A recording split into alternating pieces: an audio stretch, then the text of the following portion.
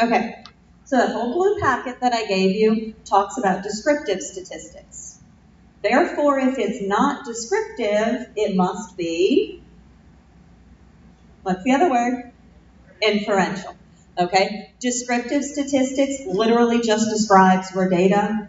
Inferential statistics makes inferences about the population at large. So, what's A? Descriptive, because it's the average, it's just describing that. Okay? A study suggests that older people, blah, blah, blah. What would that be? Inferential, because it's not summarizing actual data, it's making statements of this data supports the larger hypothesis. That's inferential. C, based on a survey, the average amount spent on Valentine's Day, what's that? Descriptive, because it's just showing you an average. And scientists found that a good laugh significantly raises a person's pain level tolerance. What would that be? Inferential. Again, because we're making inferences and extrapolating what we learned in one study to a larger population. Okay, so discrete or continuous. This was directly in your notes. So, highest wind speed of a hurricane. What would that be? That would be continuous, because wind speed could be 10 miles an hour, 10.2 miles per hour, 10.25 miles per hour if they have an instrument that goes that many decimal places. It's not just whole numbers. Discrete is when it's just whole numbers. So the weight of baggage on an airplane, continuous.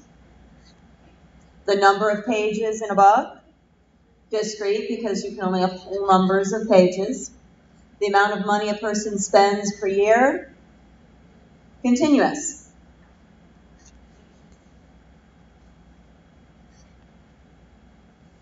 All right, interval, nominal, ordinal, ratio. And I literally just put them in alphabetical order when I wrote them there for you. So, ages of patients in a local hospital. Why is it ratio? Because there's a true zero. Okay? Ratings of movies, ordinal, because it's qualitative, but you just put it in order. Colors of athletic shirts, nominal. You have categories, but there's no order. Temperatures of hot tubs. That's going to be our interval. So the answer to someone's question from earlier, yes, it was one of these. Okay. Qualitative or quantitative? Okay. Color, qualitative. Small, medium, large, qualitative. Cholesterol counts, light bulb wattage,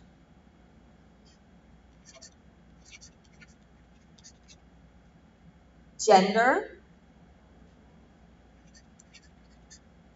and ratings.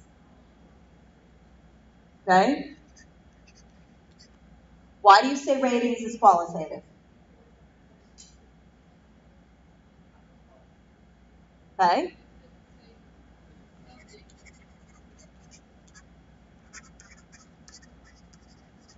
Okay? You could rate with actual numbers, on a scale of 1 to 5, this category, this category, this category, and then it gets, you could just rate, average, above average, high, so it depends on how you define the rating scale. All right, so with our calculator.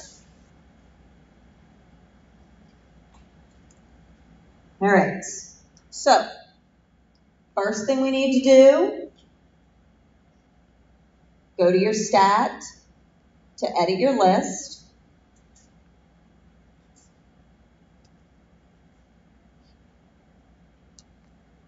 and put in your data.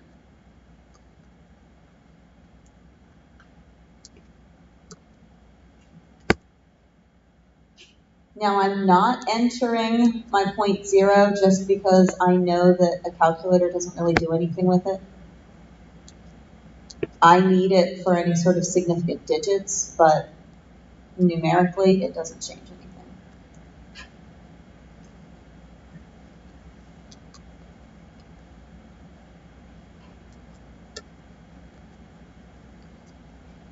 Now when you do your senior symposium and you have lots and lots of data, there is a way to hook a calculator to a computer and use a program called TI Connect, and you can dump numbers from an Excel spreadsheet into the calculator. So you don't have to hand enter really long lists of data into this. Okay. So you entered your data. I asked you to sort it. I asked you to sort it because in order to do the range, the median, the mid-range, it's more helpful if the data is in order. So, second stat, no, not second stat, sorry about that. Just stat, and then it's number 2. My apologies. We want to sort ascending, and we want to sort list 1. So now when we go back and look at it, we can see that the mode is 10 because it's what occurs the most. Our range is 34.5 minus 10, so our range is 24.5. Our median, let's see, we've got 1, 2, 3, 4, 5, 6, 7. We've got 8 pieces of data, so our median is 11.3 plus 12.4, and then divide that by 2.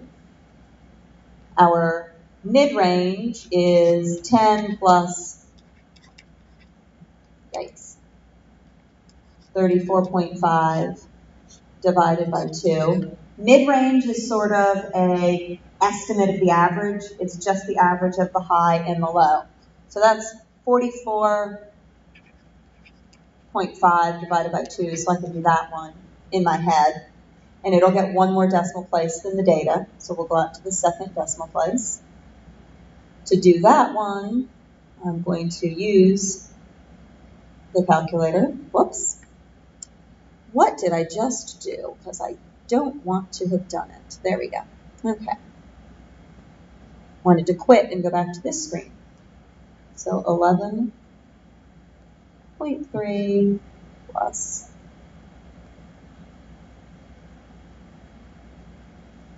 a real calculator is a whole lot easier than the computer calculator.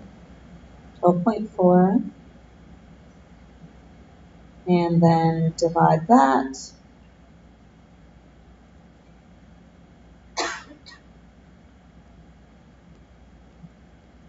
by 2, and I get 11.85 as my median. Okay? Any questions on any of those? All right.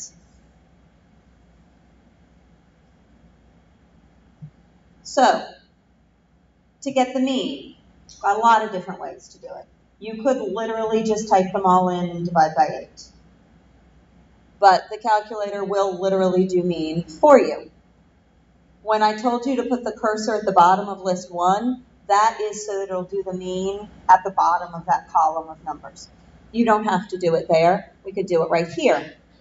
So if we do second list, go over to math,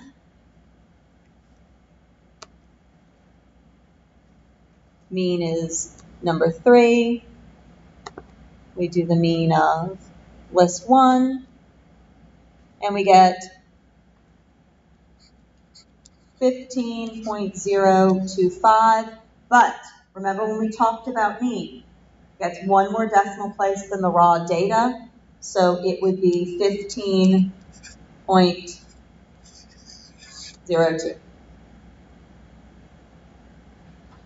Okay? Standard deviation.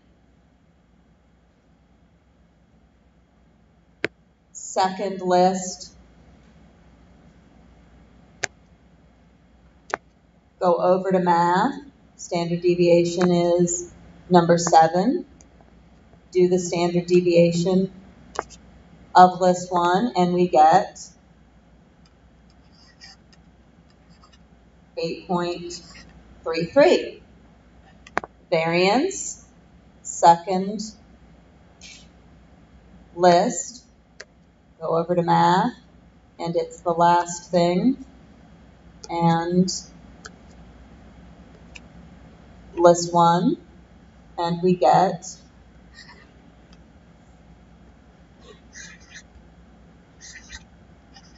69.39. Now, it said in your notes that standard deviation was the square root of variance. So if we take the square root of that, we should get the standard deviation. Now, for those of you who have any sort of stats before, you know another way to find this on the calculator. And when you go to Stat and then Calc,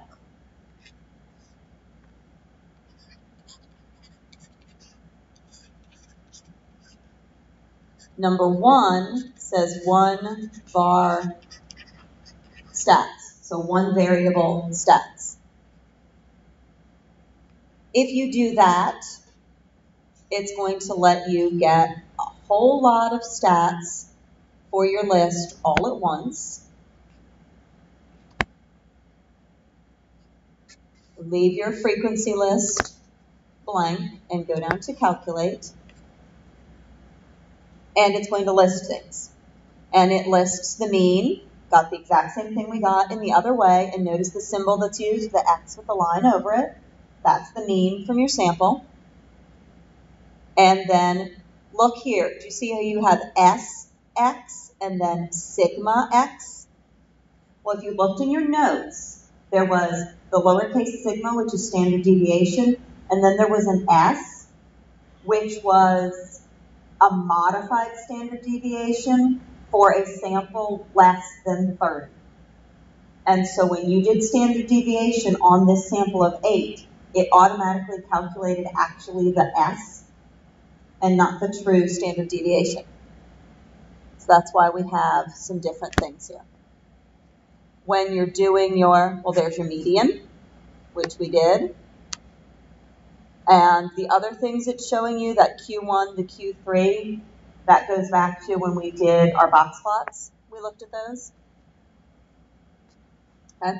When you're doing your senior project, you don't have to worry about there being an S and a sigma for standard deviation because you are most likely to have more than 30 data points. Okay, so to find your grade on this, count up the number of blanks you wrote on. That's your total. Count how many you got right, and you know how to do a percentage. So figure out your percentage, turn that in so I can record your grade, and then Monday I'll give this back to you.